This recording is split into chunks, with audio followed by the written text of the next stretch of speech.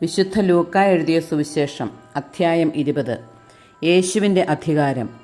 ഒരു ദിവസം അവൻ ദേവാലയത്തിൽ ജനങ്ങളെ പഠിപ്പിക്കുകയും സുവിശേഷം പ്രസംഗിക്കുകയും ചെയ്തുകൊണ്ടിരിക്കുമ്പോൾ പുരോഹിത പ്രമുഖന്മാരും നിയമജ്ഞരും ജനപ്രമാണികളോടുകൂടെ അവൻ്റെ അടുത്ത് വന്നു. അവർ അവനോട് പറഞ്ഞു, എന്തധികാരത്താലാണ് നീ ഇതൊക്കെ ചെയ്യുന്നത്? അഥവാ നിനക്ക് ഈ അധികാരം നൽകിയത് ആരാണ് എന്ന് ഞങ്ങളോട് പറയുക. അവൻ മറുപടി പറഞ്ഞു, ഞാനും നിങ്ങളോട് ഒന്ന് ചോദിക്കട്ടെ, ഉത്തരം പറയുവൻ. യോഹന്നാൻ്റെ ജ്ഞാനസ്നാനം സ്വർഗത്തിൽ നിന്നോ മനുഷ്യരിൽ നിന്നോ? അവർ പരസ്പരം ആലോചിച്ചു. സ്വർഗത്തിൽ നിന്ന് എന്ന് നാം പറഞ്ഞാൽ പിന്നെ എന്തുകൊണ്ട് നിങ്ങൾ അവനെ വിശ്വസിച്ചില്ല എന്ന് അവൻ ചോദിക്കും. മനുഷ്യരിൽ നിന്ന് എന്ന് പറഞ്ഞാൽ ജനങ്ങളെല്ലാം നമ്മെ കല്ലെറിയും. എന്തെന്നാൽ യോഹന്നാൻ ഒരു പ്രവാചകനാണെന്ന് അവർ വിശ്വസിച്ചിരുന്നു. അതിനാൽ അവർ മറുപടി പറഞ്ഞു, എവിടെ നിന്ന് എന്ന് ഞങ്ങൾക്കറിഞ്ഞുകൂടാ. അപ്പോൾ യേശു പറഞ്ഞു, എന്തധികാരത്താലാണ് ഞാനിത് ചെയ്യുന്നതെന്ന് ഞാനും നിങ്ങളോട് പറയുന്നില്ല. മുന്തിരിത്തോട്ടവും കൃഷിക്കാരും. അവൻ ജനങ്ങളോട് ഈ ഉപമ പറഞ്ഞു. ഒരു മനുഷ്യൻ ഒരു മുന്തിരിത്തോട്ടം നട്ടുപിടിപ്പിച്ചു. അത് കൃഷിക്കാരെ ഏൽപ്പിച്ചതിന് ശേഷം ദീർഘനാളത്തേക്ക് അവിടെ നിന്ന് പോയി. സമയമായപ്പോൾ മുന്തിരിപ്പഴങ്ങളിൽ നിന്ന് ഓഹരി ലഭിക്കേണ്ടതിന് അവൻ ഒരു ഭൃത്യനെ കൃഷിക്കാരുടെ അടുത്തേക്ക് അയച്ചു. എന്നാൽ കൃഷിക്കാർ അവനെ അടിക്കുകയും വെറും കൈയോടെ തിരിച്ചയക്കുകയും ചെയ്തു. അവൻ മറ്റൊരു ഭൃത്യനെ അയച്ചു. അവനെയും അവർ അടിക്കുകയും അപമാനിക്കുകയും വെറും കൈയോടെ തിരിച്ചയക്കുകയും ചെയ്തു. അവൻ മൂന്നാമതൊരുവനെ അയച്ചു. അവർ അവനെ പരിക്കേൽപ്പിക്കുകയും പുറത്തേക്കെറിയുകയും ചെയ്തു. അപ്പോൾ തോട്ടത്തിൻ്റെ ഉടമസ്ഥൻ പറഞ്ഞു, ഞാൻ എന്താണ് ചെയ്യുക? എൻ്റെ പ്രിയപുത്രനെ ഞാൻ അയക്കും. അവൻ മാനിച്ചേക്കും. പക്ഷേ കൃഷിക്കാർ അവനെ കണ്ടപ്പോൾ പരസ്പരം പറഞ്ഞു, ഇവനാണ് അവകാശി, ഇവനെ നമുക്ക് കൊന്നുകളയാം. അപ്പോൾ അവകാശം നമ്മുടേതാകും. അവർ അവനെ മുന്തിരിത്തോട്ടത്തിന് വെളിയിലേക്ക് എറിഞ്ഞ് കൊന്നുകളഞ്ഞു. ആകയാൽ മുന്തിരിത്തോട്ടത്തിൻ്റെ ഉടമസ്ഥൻ അവരോട് എന്തു ചെയ്യും? അവൻ വന്ന് ആ കൃഷിക്കാരെ നശിപ്പിക്കുകയും മുന്തിരിത്തോട്ടം മറ്റാളുകളെ ഏൽപ്പിക്കുകയും ചെയ്യും. അവർ ഇത് കേട്ടപ്പോൾ, ഇത് സംഭവിക്കാതിരിക്കട്ടെ എന്നു പറഞ്ഞു. യേശു അവരെ നോക്കിക്കൊണ്ട് പറഞ്ഞു, പണിക്കാർ ഉപേക്ഷിച്ചു കളഞ്ഞ കല്ല് മൂലക്കല്ലായി തീർന്നു എന്ന് എഴുതപ്പെട്ടിരിക്കുന്നത് എന്താണ്? ആ കല്ലിന്മേൽ നിപതിക്കുന്ന ഏതൊരുവനും തകരും. അത് ആരുടെ മേൽ പതിക്കുന്നുവോ അവനെ അത് ധൂളിയാക്കും.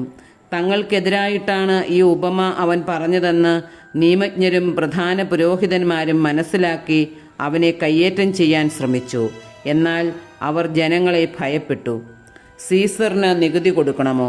അതിനാൽ അവർ നീതിമാന്മാരെന്ന് ഭാവിക്കുന്ന ചാരന്മാരെ അയച്ച് അവനെ ദേശാധിപതിയുടെ അധികാരത്തിനും വിധിക്കും ഏൽപ്പിച്ചു കൊടുക്കത്തക്ക വിധം അവൻ്റെ വാക്കിൽ നിന്ന് എന്തെങ്കിലും പിടിച്ചെടുക്കാൻ അവസരം കാത്തിരുന്നു. അവർ അവനോട് പറഞ്ഞു, ഗുരു, നീ ശരിയായി സംസാരിക്കുകയും പഠിപ്പിക്കുകയും ചെയ്യുന്നവനും മുഖം നോക്കാതെ ദൈവത്തിൻ്റെ വഴി സത്യമായി പഠിപ്പിക്കുന്നവനാണെന്ന് ഞങ്ങൾക്കറിയാം. ഞങ്ങൾ സീസറിന് നികുതി കൊടുക്കുന്നത് നിയമാനുസൃതമോ അല്ലയോ? അവൻ അവരുടെ കൗശലം മനസ്സിലാക്കി അവരോട് പറഞ്ഞു, നിങ്ങൾ ഒരു ദനാറ എന്നെ കാണിക്കുവിൻ. ആരുടെ രൂപവും ലിഖിതവുമാണ് ഇതിലുള്ളത്? സീസറിൻ്റേത് എന്ന് അവർ പറഞ്ഞു. അവൻ അവരോട് പറഞ്ഞു, എങ്കിൽ സീസറിനുള്ളത് സീസറിനും ദൈവത്തിനുള്ളത് ദൈവത്തിനും കൊടുക്കുവിൻ. ജനങ്ങളുടെ സാന്നിധ്യത്തിൽ വെച്ച് അവനെ വാക്കിൽ കൊടുക്കുവാൻ അവർക്ക് സാധിച്ചില്ല. അവൻ്റെ മറുപടിയിൽ ആശ്ചര്യപ്പെട്ട് അവർ മൗനം അവലംബിച്ചു. പുനരുത്ഥാനത്തെക്കുറിച്ച് വിവാദം. പുനരുത്ഥാനം നിഷേധിക്കുന്ന സദുക്കായരിൽ ചിലർ അവനെ സമീപിച്ചു ചോദിച്ചു, ഗുരു, ഒരാളുടെ വിവാഹിതനായ സഹോദരൻ സന്താനമില്ലാതെ മരിച്ചാൽ അവൻ ആ സഹോദരൻ്റെ വിധവയെ സ്വീകരിച്ച് അവനു വേണ്ടി സന്താനത്തെ ഉൽപ്പാദിപ്പിക്കണമെന്ന് മോശ കൽപ്പിച്ചിട്ടുണ്ട്. ഒരിടത്ത് 7 സഹോദരന്മാർ ഉണ്ടായിരുന്നു. ഒന്നാമൻ ഒരുവളെ വിവാഹം ചെയ്തു. അവൻ സന്താനമില്ലാതെ മരിച്ചു. അനന്തരം രണ്ടാമനും പിന്നെ മൂന്നാമനും അവളെ ഭാര്യയായി സ്വീകരിച്ചു. അങ്ങനെ 7 പേരും സന്താനമില്ലാതെ മരിച്ചു. അവസാനം ആ സ്ത്രീയും മരിച്ചു. പുനരുത്ഥാനത്തിൽ അവൾ അവരിൽ ആരുടെ ഭാര്യയായിരിക്കും? അവൾ 7 പേരുടെയും ഭാര്യയായിരുന്നല്ലോ. യേശു അവരോട് പറഞ്ഞു, ഈ യുഗത്തിൻ്റെ സന്താനങ്ങൾ വിവാഹം ചെയ്യുകയും ചെയ്തു കൊടുക്കുകയും ചെയ്യുന്നു. എന്നാൽ വരാനിരിക്കുന്ന യുഗത്തെ പ്രാപിക്കുന്നതിനും മരിച്ചവരിൽ നിന്ന് ഉയർക്കുന്നതിനും യോഗ്യരായവർ വിവാഹം ചെയ്യുകയോ ചെയ്തു കൊടുക്കുകയോ ഇല്ല. പുനരുത്ഥാനത്തിൻ്റെ മക്കൾ എന്ന നിലയിൽ അവർ ദൈവദൂതന്മാർക്ക് തുല്യരും ദൈവമക്കളുമാണ്. ആകയാൽ അവർക്ക് ഇനിയും മരിക്കാൻ സാധിക്കുകയില്ല. മോശ പോലും മുൾപ്പടർപ്പിൽ വെച്ച് കർത്താവിനെ അബ്രാഹത്തിൻ്റെ ദൈവമെന്നും ഇസഹാക്കിൻ്റെ ദൈവമെന്നും യാക്കോബിൻ്റെ ദൈവമെന്നും വിളിച്ചുകൊണ്ട് മരിച്ചവർ ഉയിർക്കുമെന്ന് കാണിച്ചു തന്നിട്ടുണ്ട്. അവിടുന്ന് മരിച്ചവരുടെയല്ല, ജീവിക്കുന്നവരുടെ ദൈവമാണ്. അവിടുത്തേക്ക് എല്ലാവരും ജീവിക്കുന്നവർ തന്നെ. നിയമജ്ഞരിൽ ചിലർ, ഗുരു, നീ ശരിയായി സംസാരിക്കുന്നു എന്ന് പറഞ്ഞു. അവനോട് എന്തെങ്കിലും ചോദിക്കാൻ പിന്നീട് അവർ മുതിർന്നില്ല. ക്രിസ്തു ദാവീദിൻ്റെ പുത്രൻ. അപ്പോൾ അവൻ അവരോട് ചോദിച്ചു, ക്രിസ്തു ദാവീദിൻ്റെ പുത്രനാണ് എന്ന് പറയാൻ എങ്ങനെ കഴിയും? ദാവീദ് തന്നെയും സങ്കീർത്തന പുസ്തകത്തിൽ പറയുന്നു, കർത്താവ് എൻ്റെ കർത്താവിനോട് അരുളിച്ചെയ്തു, ഞാൻ നിന്റെ ശത്രുക്കളെ നിനക്ക് പാദപീഠമാക്കുവോളം നീ എൻ്റെ വലത്ത് ഭാഗത്തിരിക്കുക. ദാവീദ് അവനെ കർത്താവെന്ന് വിളിക്കുന്നു.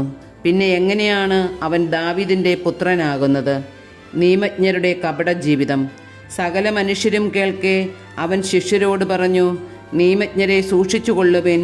അവർ നീണ്ട മേലങ്കികൾ ധരിച്ച് നടക്കാനും പൊതുസ്ഥലങ്ങളിൽ അഭിവാദനങ്ങളും സിനഗോഗുകളിൽ പ്രമുഖ സ്ഥാനങ്ങളും വിരുന്നുകളിൽ അഗ്രാസനങ്ങളും ലഭിക്കാനും ആഗ്രഹിക്കുന്നു. അവർ വിധവകളുടെ ഭവനങ്ങൾ വിഴുങ്ങുകയും ദീർഘമായി പ്രാർത്ഥിക്കുന്നതായി നടിക്കുകയും ചെയ്യുന്നു. അവർക്ക് കൂടുതൽ കഠിനമായ ശിക്ഷാവിധി ലഭിക്കും.